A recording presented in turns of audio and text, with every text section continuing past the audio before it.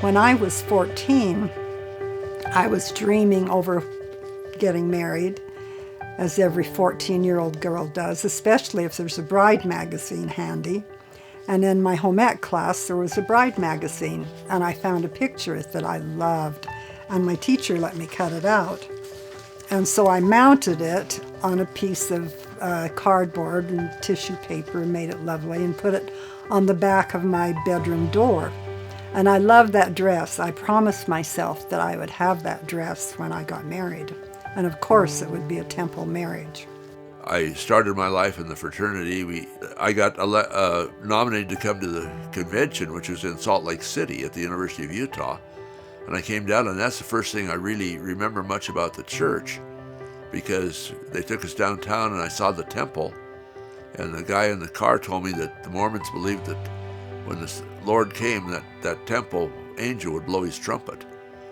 Moroni would blow his trumpet. And I said, that's crazy. And he said, well, the Mormons are crazy. I'd been taught not to date a non-member, but there was no choice at Yellowstone Park. You dated a non-member or a drunk Mormon.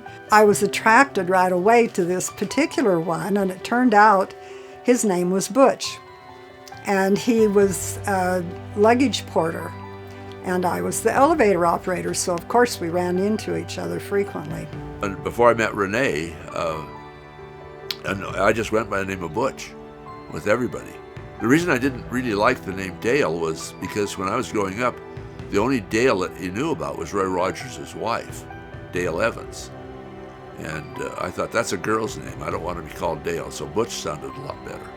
I really wanted to date with Butch, and so I would flirt with him, and he would, anyway, he told me that dancing at the Old Faithful Hotel was the best, and so I kind of asked him to take me. But then I went home and told my roommates that I had a date with him, and oh, they were up in the air. My cousin, they just thought that it was awful that I was going with a non-member, and they knew he drank and smoked. And so I was in big trouble. So they talked me into canceling the date. So I told him that I wouldn't go with him, and he said, why not? And I said, because you smoke and drink and I wouldn't be comfortable. And he says, what if I didn't that night? And I says, well, okay. And so we went dancing, and it was really fun. But he was such a gentleman. He was just so kind, and I really enjoyed his company. And I found out later he enjoyed mine too. But anyway, it was a couple weeks before we really started going together. We would go for walks down to the country store to get a drink or something.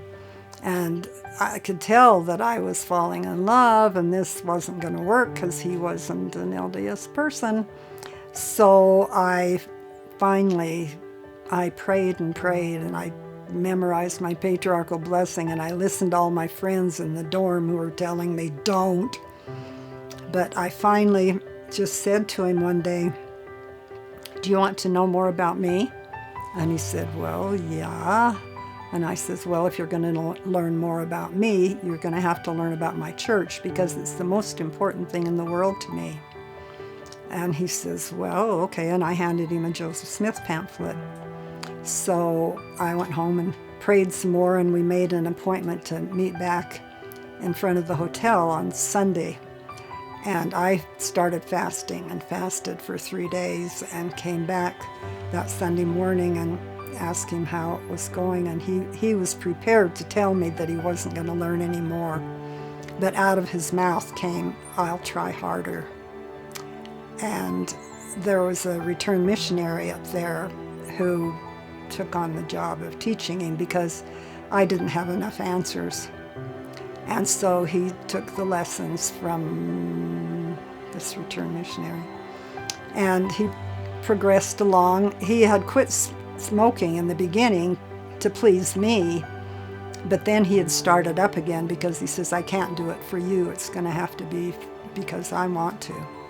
He continued to learn the gospel, and my mother was very worried, of course, and would send letters.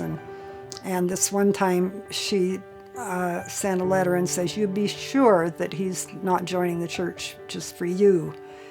and that it's because he knows it's true. And so I let him read my mother's letter, and that made him mad.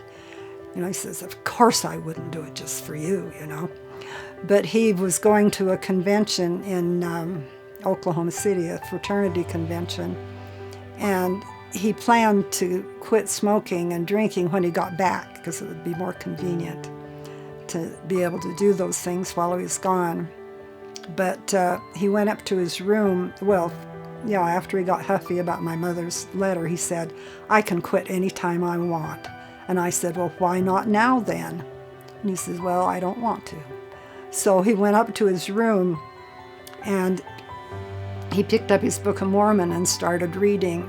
And he felt the Spirit say, if you don't quit now, you never will. So, and he had lit up a cigarette. And so he went and threw that cigarette down the toilet along with the pack and never smoked again and never has.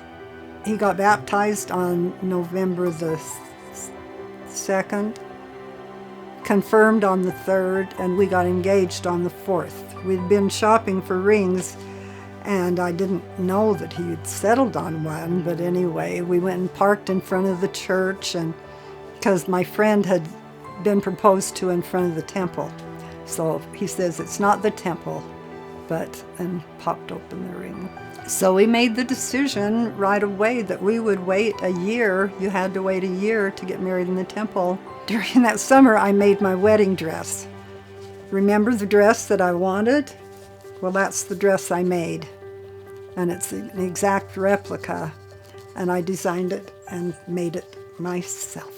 And I was so happy.